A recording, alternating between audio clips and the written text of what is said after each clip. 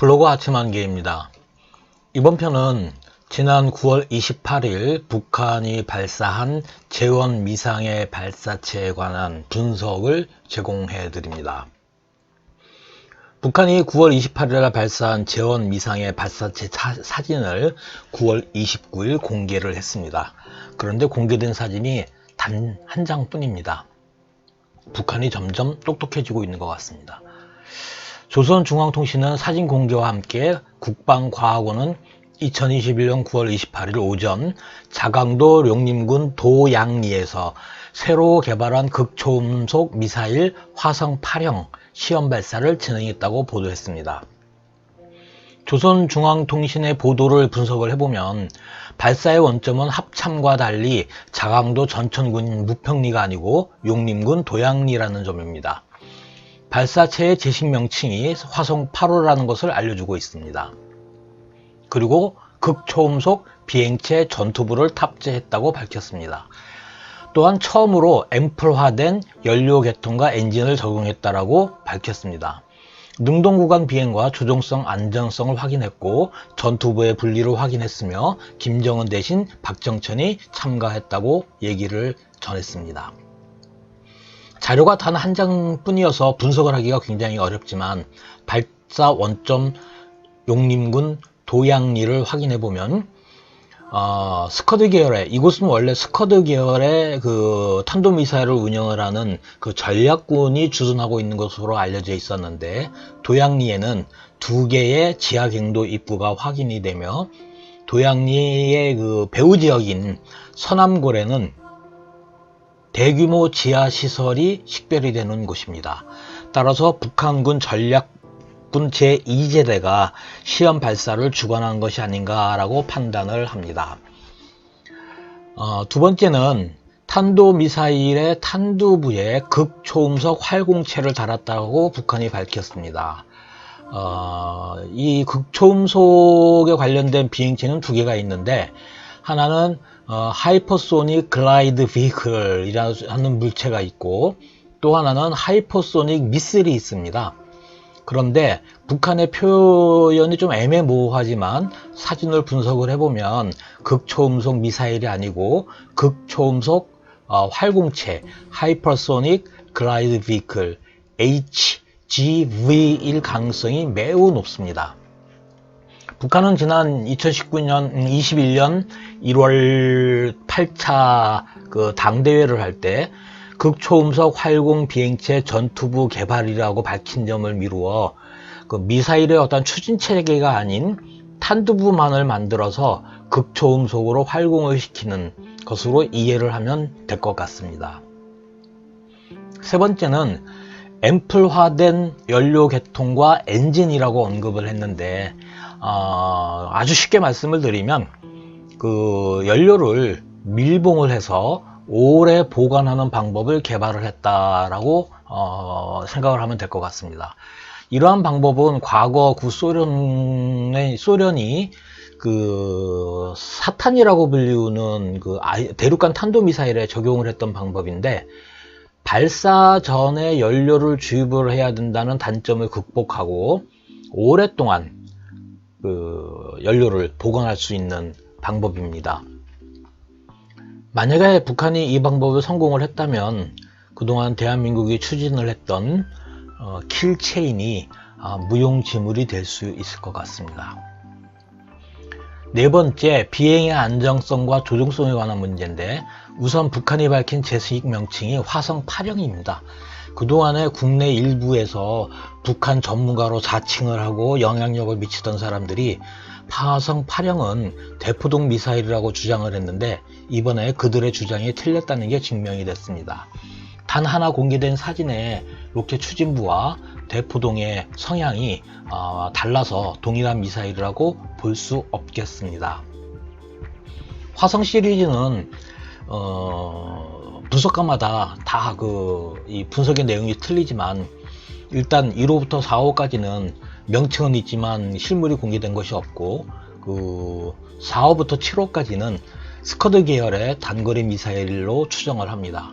그다음에 8호부터 10호까지는 준중거리 미사일로, 11호부터 13호까지는 중거리 미사일로, 그다음 14부터 16까지는 대륙간 탄도미사일 ICBM으로 분석들을 하는데, 분석자별로 편차가 있어서 누가 맞다라고 주장을 할 수는 없습니다. 그 이유는 북한이 정확한 자료를 공개하지 않기 때문입니다. 다만 그동안에 화성 1부터 16까지 총 16가지의 그 탄도미사일을 북한이 개발을 했다라고 주장을 하는데, 이번에 갑자기 화성 8호가 나왔습니다. 이 미사일이 어떤 미사일인지 지금 자료는 공개된 것이 아무것도 없지만, 일련 번호의 기준으로 해서 보면 화성 8호는 사정거리가 한 1000km 내외로 저는 추정을 합니다. 다섯 번째는 이제 탄두부인데, 이게 가장 핵심적인 부분이고 초미의 관심을 가져야 되는 파트입니다. 공개된 사진을 이제 확대를 해보면 해상도가 높지가 않아서 식별하기가 그렇게 쉽지는 않습니다. 그러나 북한이 전투부라고 부르는 초음속 활공 비행체 부분의 내부가 비어 있는 것 같습니다. 왜냐하면 로켓의 탄두 부분, 뾰족한 부분에 활공체를 이렇게 끼워 넣는, 마치 캡처럼 모자를 씌운 것 같은 그런 형태를 하고 있습니다. 이 부분은 북한이 1월 달에 공개한 노동당 제8차 전당대회에서 공개를 한 내용과 일치를 합니다. 따라서 본인의 분석 결과는 글라이더 타입이 맞습니다. 전체적으로 북한의 단 한 장을 공개한 사진을 이제 평가를 좀 해보면, 어제 시험 발사는 북한이 초음속 활공 비행체를 개발을 하는 최초의 원초적인 시험이 아니었는가라고 생각을 합니다. 그래서 이번에 그냥 시험 발사를 해보면서 사정거리와 그다음에 이제 고도, 속도, 그다음에 활공 비행체의 비행 특성 등을 평가를 하기 위해서 시험 삼아 쏴본 것 같고요. 모두 완전하지는 않았을 것이라고 본인은 생각을 합니다.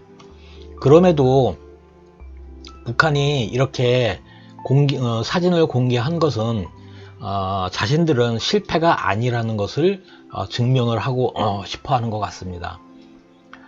엄밀하게 얘기하면 최초 실험이니까 일단 발사를 해서 날아갔다면 그 자체가 성공이라고, 초기 단계의 시험평가의 성공이라고 볼 수는 있을 것 같습니다. 따라서 이번 발사를 갖고 국내에서 성공이네 실패네 왈가불가하는 것 자체가 시기상조이고 의미가 없는 그러한 논란인 것 같습니다. 특히 언론에서 과도하게 과장을 해서 국민들에게 필요 이상의 공포심을 심어주는 것 같아서 좀 눈살이 찌푸려지기는 합니다.